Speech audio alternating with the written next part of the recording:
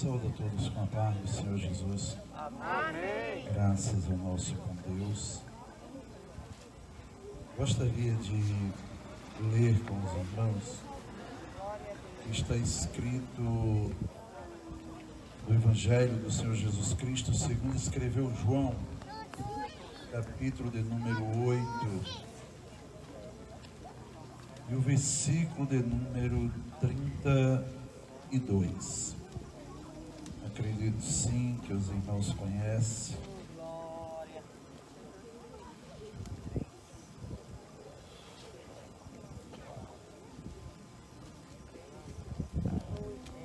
João capítulo de número 8 e o versículo de número 32. Que diz assim a palavra de Deus: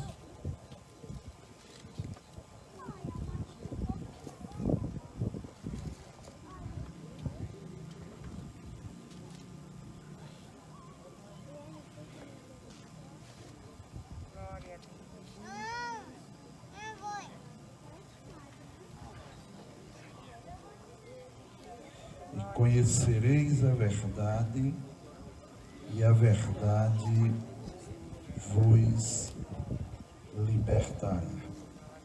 Quantos dizem amém? Amém. Glórias ao nome santo e poderoso de Jesus Cristo. Eu estava com Deus ontem à noite, pensando nesse culto, que estaria aqui com vocês hoje à noite.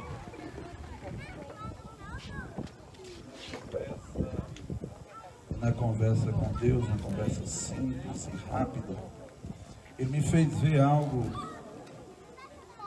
e importou, fez lembrar este versículo. Eu glorifiquei a Deus, pois sabemos sim que toda a Bíblia ela é inspirada por Deus. E Deus, em toda a Bíblia, Ele teve um propósito: apresentar o plano de reconciliação do homem com Ele. Em toda a Bíblia Sagrada, desde o livro do Gênesis até o livro do Apocalipse, que é o último livro da Bíblia cristã, não é isso? E o propósito de Deus em toda a Bíblia é resgatar o homem de volta para Ele. Pois bem rápido aqui, bem rápido mesmo, eu falarei sobre algumas verdades universais. Mas antes de eu entrar nessas verdades universais, é bem necessário sabermos que o homem ele é uma obra das mãos de Deus.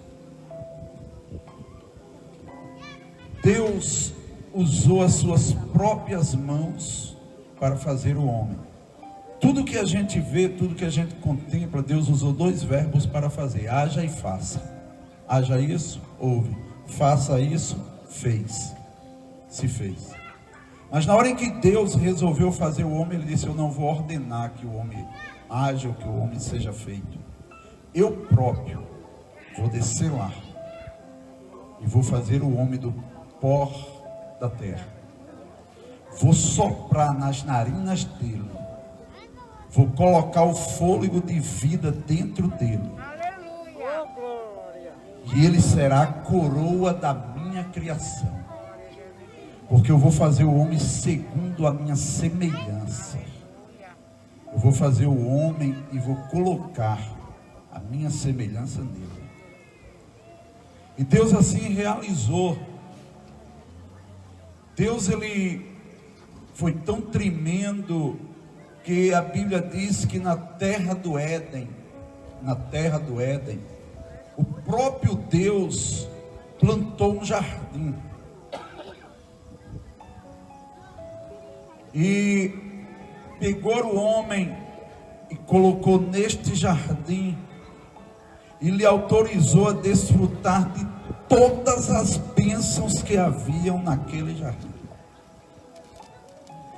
Eu glorifico a Deus porque quando Deus ele deu uma olhada assim, ele disse: olha, tudo que tem aí é para você.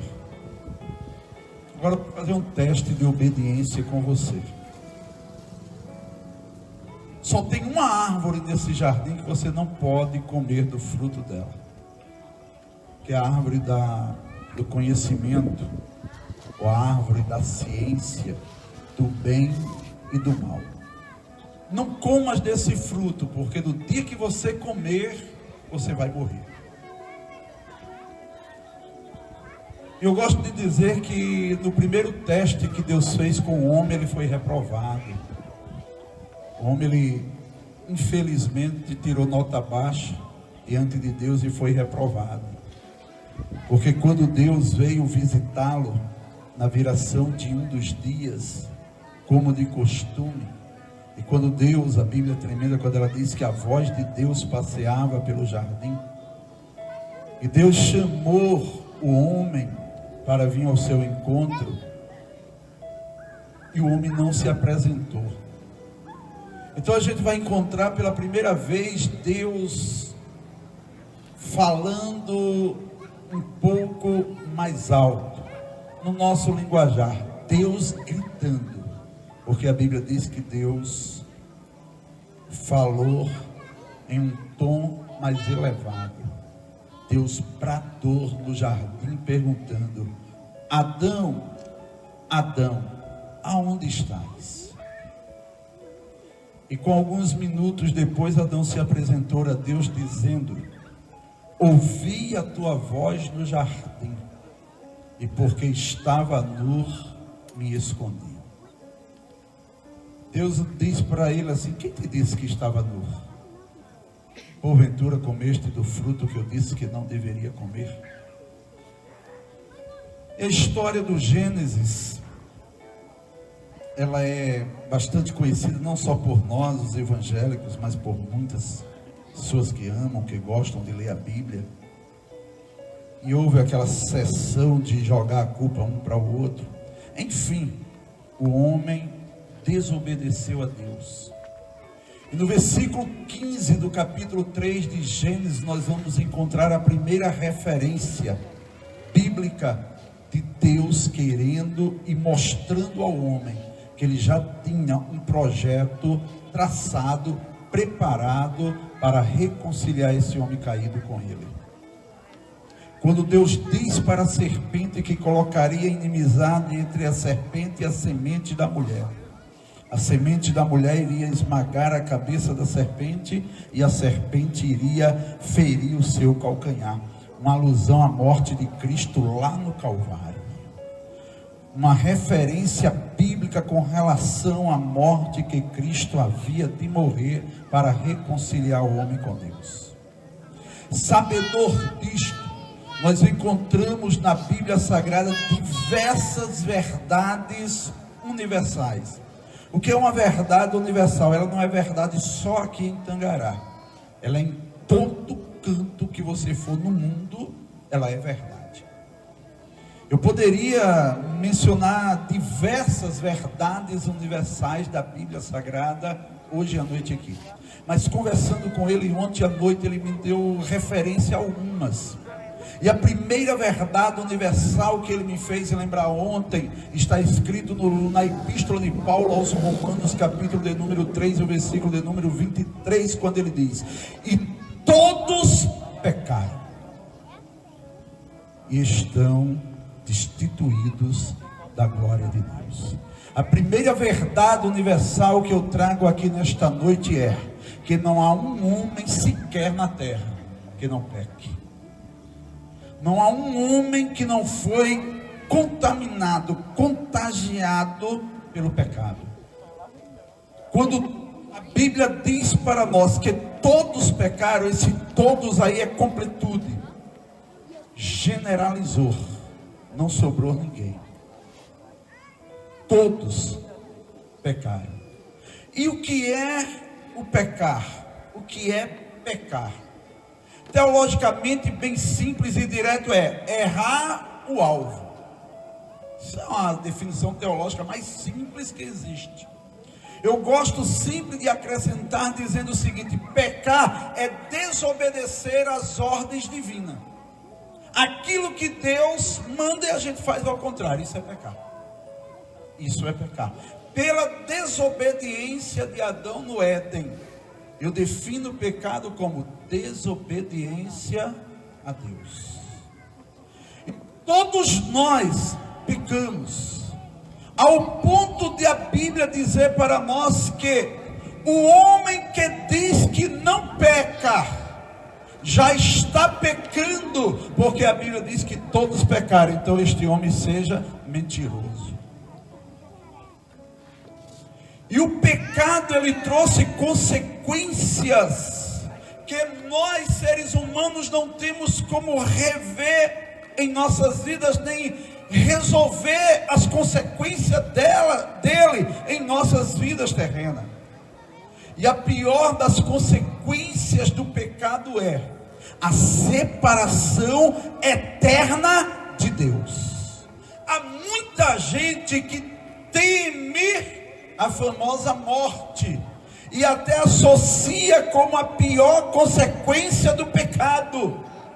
Mas o ruim não é morrer, o ruim é morrer estando separado, divorciado de Deus. Você pode, eu posso até viver uma vida aqui na terra sem Deus, mas triste será para nós partir desta vida sem Deus. Aleluia. O pecado, ele trouxe consequências terríveis. Alguém pode estar dizendo assim: pastor, foi isso mesmo, essa palavra forte desse jeito? Se eu pudesse, pastor Bruno, eu ia embora para o céu hoje. Se eu pudesse. Porque aqui está difícil. Aqui está muito difícil. E muitos crentes, muitos profetas por aí já dizem: dias melhores não vem mais. E a gente vê as coisas acontecendo. E a gente vê a Bíblia se cumprindo. O caminho é estreito. Não basta eu andar com a Bíblia debaixo do braço. Não basta eu dizer que sou crentor, que do lado de alguns novos convertidos. Eu tenho que ter uma reconciliação com Deus. Eu tenho que viver de uma maneira que eu sinta Deus aqui dentro. Eu tenho que viver de uma maneira que Deus resolva destruir a terra. Permita eu me voltar lá para o livro de Gênesis de novo, pastor. Eu tenho que viver de uma maneira em que Deus olhe dos céus e diga assim: o homem na terra está corrompido. A maldade do homem se multiplicou. A terra está cheia da violência dos homens. E eu resolvi destruir e acabar com todos os homens da terra. Vou destruir com os homens, com os animais, com as aves e com os répteis da terra. Vou destruir com tudo. Eu me arrependo de ter feito o homem. Em meio a esse caos todo, ele olha, e a Bíblia diz que a sua graça alcançou Noé. E ele contemplou que Noé, em meio a toda aquela geração, ele era justo, reto e obediente a Deus. Eu tenho que viver desta maneira. Eu tenho que me reconciliar com Deus de uma maneira que Ele olhe dos céus para Tangará e procure com seus olhos e encontre homens e mulheres reconciliados com Ele, glorificando a Ele em uma praça pública, adorando a Ele independente do que esteja acontecendo ou não, como cantou o nosso irmão